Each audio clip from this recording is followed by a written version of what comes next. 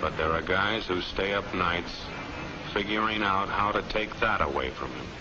I happen to know the facts. My friends, I'm just an average American. But I'm an American. And some of the things I see in this country of ours make my blood boil. I see people with foreign money. I see Negroes holding jobs that belong to me and you. Now I ask you, if we allow this thing to go on, what's going to become of us real Americans? I've heard this kind of talk before, but I never expected to hear it in America. This fellow seems to know what he's talking about. What are we real Americans going to do about it? You'll find it right here in this little pamphlet. The truth about Negroes and foreigners. The truth about the Catholic Church. Do you believe in that kind of talk? That all makes pretty good sense to me. And I tell you, friends, we'll never be able to call this country our own until it's a country without. Without what? Yeah, without what? Without Negroes. Without alien foreigners. Without Catholics. Without Freemasons. You know these people. What's wrong with the Masons? I'm a Mason. Hey, that fellow's talking about me. And that makes a difference, doesn't it? These are your enemies. These are the people who are trying to take over our country. Now you know them. You know what they stand for. And it's up to you and me to fight them. Fight them and destroy them before they destroy us. Thank you.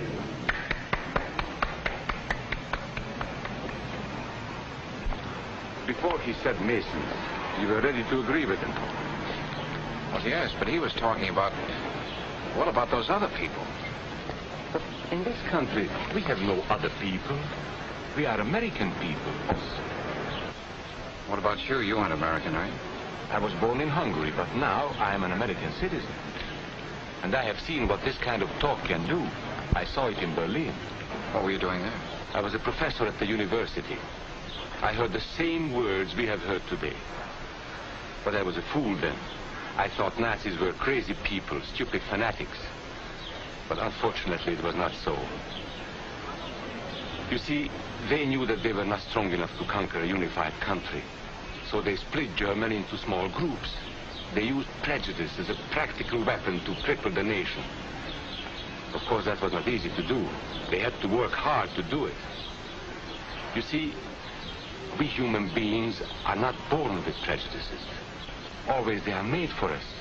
Made by someone who wants something. Remember that when you hear this kind of talk. Somebody is going to get something out of it. And it isn't going to be you. This is not classroom theory. I saw it happen. I saw it first in Berlin in 1932.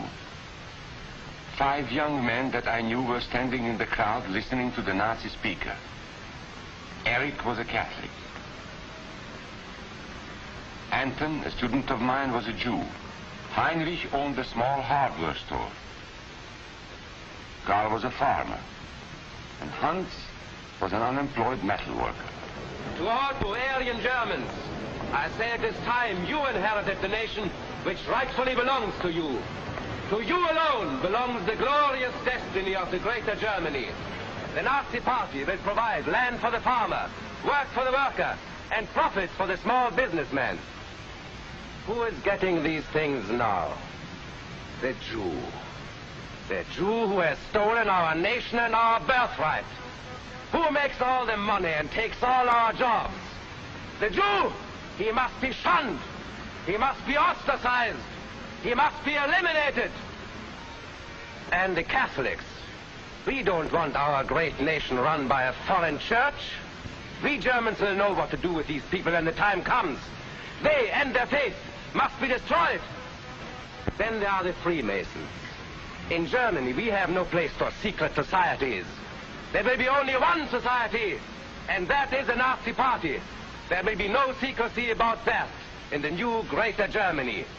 One by one, he attacked each minority, and he split them off one from the other. These men were all fellow Germans when they came here today. Now they were split into rival groups, suspicious of each other, hating each other. They were being swindled, all of them.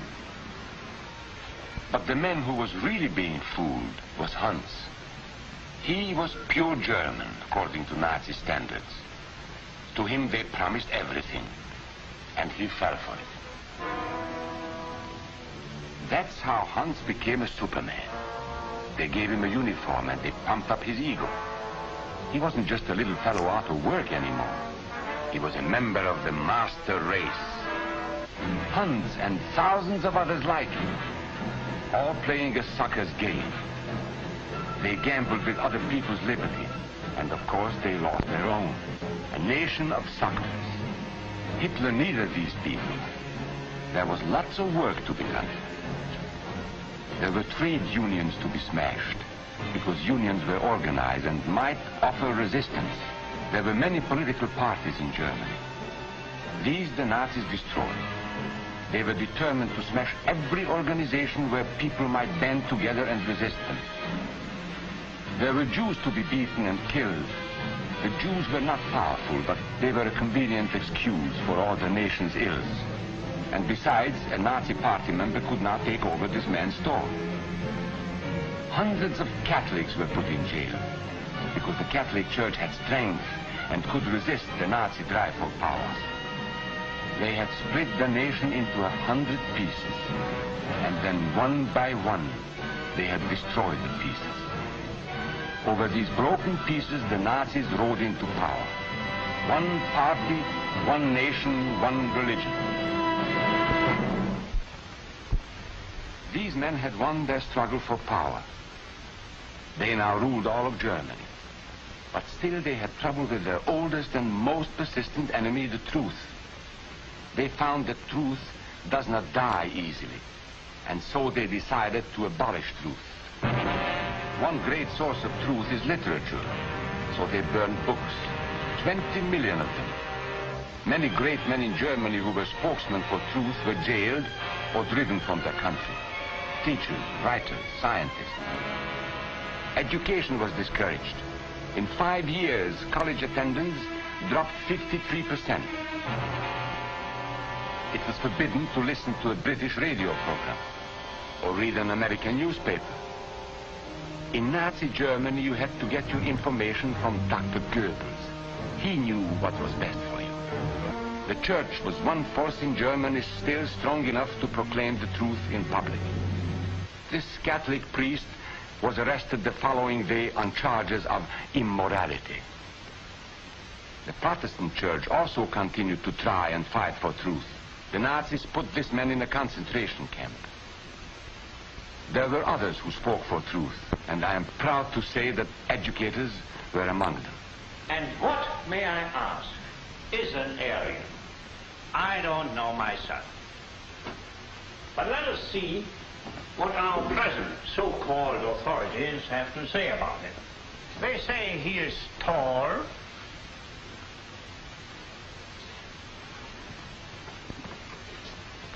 slender,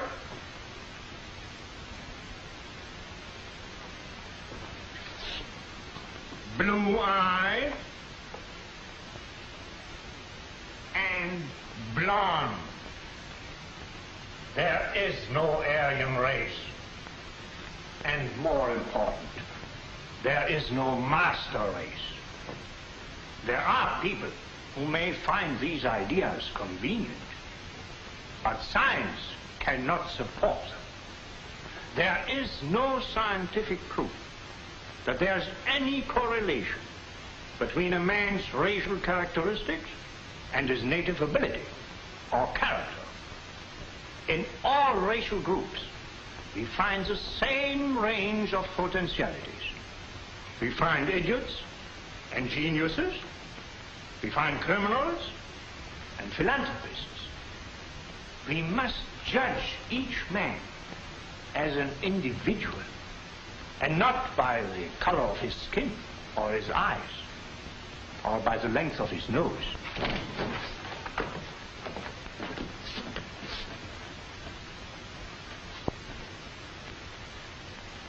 Come in, gentlemen. It's comfortable. And remember that there is no master race. That is a scientific truth. Anyone who tells you otherwise is lying.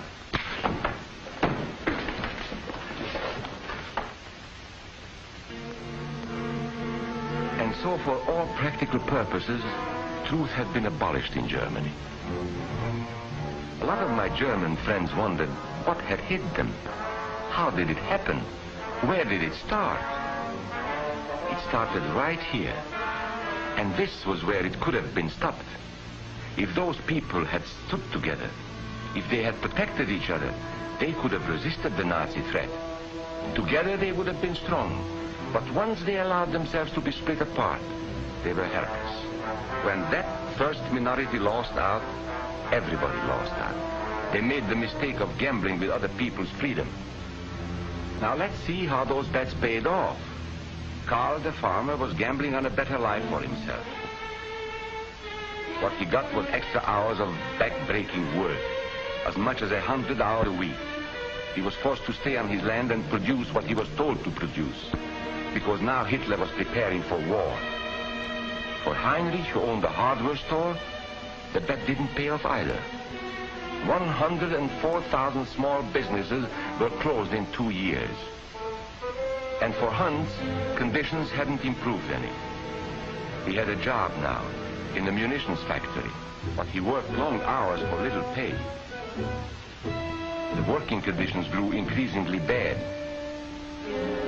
And even though he didn't like the job, he wasn't permitted to leave it. And when Hitler decided the time was right, Germany went to war. Not by declaring war, but by a carefully prepared sneak attack. Once again, Hitler needed Hans to do his dirty work. Hans was an expert at brutality this time, and Hitler had decided to use Hans and his brutality against other peoples, the Czechs, the Poles, the French, the Russians. But in the crucial test of war, Hitler's race theories didn't pay off. His pure-blooded supermen were defeated by the mongrel armies he despised. By the British at El Alamein.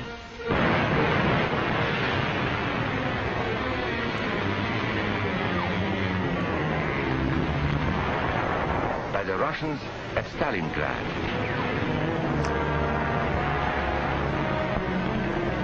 Then on D-Day by American soldiers of every color and religion, who smashed across the Normandy beaches and drove on through to the heart of Germany. For the misguided Germans who had swallowed the Nazi bait, the Nazi game did not pay off. The continent of Europe was strewn with millions of German bodies, pure Aryan bodies. Karl the farmer was left in the snow outside of Moscow. Heinrich stayed in Italy at Salerno. And Hans, who was going to rule the world, got only a little patch of Normandy that he could call his own.